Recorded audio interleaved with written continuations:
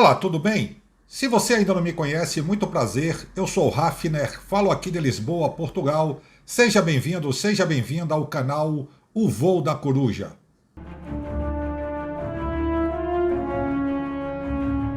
Viemos aqui nessa cidade tratar de assuntos outros e Deus prepara tudo, né? Sabíamos dessa história que houve uma história de um assédio sexual a um presbítero nas dependências da Igreja Evangélica Assembleia de Deus, né? E coincidentemente aqui eu perguntei ao nosso irmão Edivaldo, presbítero da igreja, né, qual a razão dele ter saído, e ele disse que perdeu o sustento da igreja e foi fazer curso de vigilante, né, irmão Edvaldo? Fui E fazer precisou, não é verdade? É verdade. E precisou se hospedar nas dependências do Templo Central na época, isso logo após.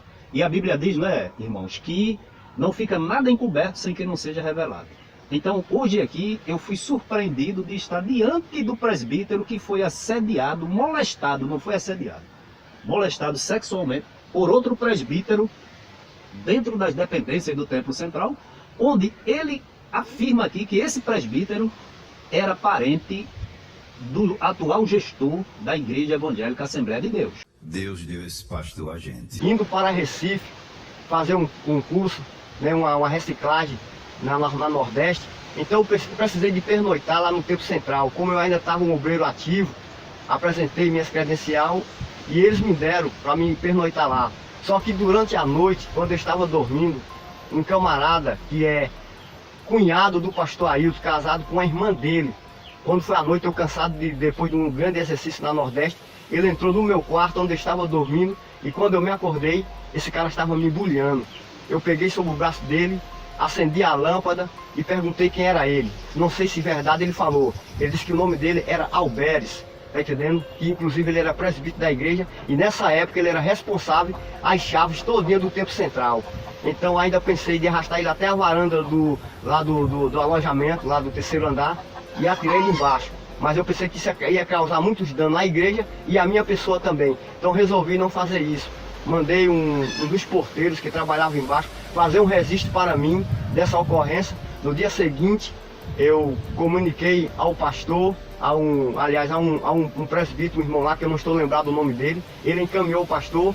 Eu fui para o curso da Nordeste, novamente ele me chamou quando eu voltei, tive uma breve reunião com ele e ele falou para mim, se você não conseguir provar que realmente essa acusação que está fazendo contra esse presbítero é muito forte, se você não conseguir provar, você pode sair daqui algemado. Eu disse para os pastores presentes, eles reuniram uns quatro, eu disse, olha, eu posso sair daqui algemado, mas eu saio como homem. Então, o pastor Ailton Júnior disse assim, vamos botar ele para contestar com ele. Aí o pastor Júnior disse, não, vamos fazer isso não, vamos ouvir o outro lado, depois se ele negar as acusações do presbítero Edivaldo, então nós vamos botar os dois para contestar. Ouviram eles à parte, quando ouviram ele lá, ele não segurou diante das acusações, eles voltaram para mim, o pastor Ailton disse para mim, infelizmente, ele não conseguiu sustentar-se das suas acusações. Então disse, você vai para a Vitória. Agora se esse assunto vazar lá em Vitória, eu vou tomar uma atitude contra o seu presbitério. Eu passei muitos anos aqui sofrendo, calado, e nada disse, nada falei dessa situação, tá entendendo? Me contive até agora calado, tá entendendo? Mas o que houve comigo, isso foi uma perseguição por causa de um parente deles, né? Um sem vergonho, um homossexual, tá entendendo? Provado. E era presbítero da igreja na época. Parente de quem, repita? Do pastor Ailton, casado com a irmã dele. Irmão Edivaldo, esse homem presbítero lhe molestou sexualmente dentro das dependências do Templo Central. Ele sofreu alguma penalidade, uma vez que o senhor diz o seguinte, olha, irmão Josué, eu fui lá, chamei os pastores, registrei na portaria e ficou lá no livro. Então, você está dando um testemunho aqui, você assume essas declarações e é tanto que você está se identificando, dando aqui a sua carteira de presbítero. O relato está aí do molestamento sexual, o relato está aí do tratamento que o Manuel Anísio deu ao presbítero Edivaldo, filho de um pastor conceituado, honrado, que deu a sua vida nesse ministério, e isso não pode continuar acontecendo, porque esses homens não tratam, tem gente que diz, eles tratam a igreja como empresa, não é não. Porque se fosse tratada como empresa, as sanções penais seriam aplicadas instantaneamente pelo poder público, pelos credores, pelos acionistas e até pelos clientes. Mas como fica nessa dubiedade, igreja, empresa, empresa, igreja, com esse manto que eles têm da imunidade fiscal, tributária, fiscalização, porque uma empresa, um órgão público sofre fiscalização da população, dos clientes, dos seus concorrentes, das outras empresas, né, dos órgãos fiscalizadores, do poder público, de todo mundo. E a igreja, já que Deus é longânimo, as ações desses homens são fiscalizadas, são, vamos dizer assim, tratadas por quem? Vamos entregar, meus irmãos, ao Senhor os nossos dízimos e as nossas ofertas. E eu quero lembrar que este mês é dobrado, não é, irmãos? Porque tem o 10º e o salário, uma bênção. Então vamos entregar ao Senhor dobrado. Amém, meus irmãos? Ele nos deu dobrado, vamos entregar dobrado. Amém? E Ele vai recompensar com certeza dobrado também. Então entregue ao Senhor neste momento, em nome de Jesus. Deus deu esse pastor a gente. Presbítero Giovanni, Pai do Senhor, bom dia. Isso não é novidade para nós, não. Nós já sabíamos que esse final estava desenhado e por antecipação nós já víamos. E não só víamos, como também denunciamos e alertamos. Há muito tempo nós temos alertado não só a direção, como aqueles que estão na embarcação. Usamos figura de linguagem do Titanic, areia movediça, para que eles entendessem que estavam numa areia movediça, que não poderia sair dela sozinhos.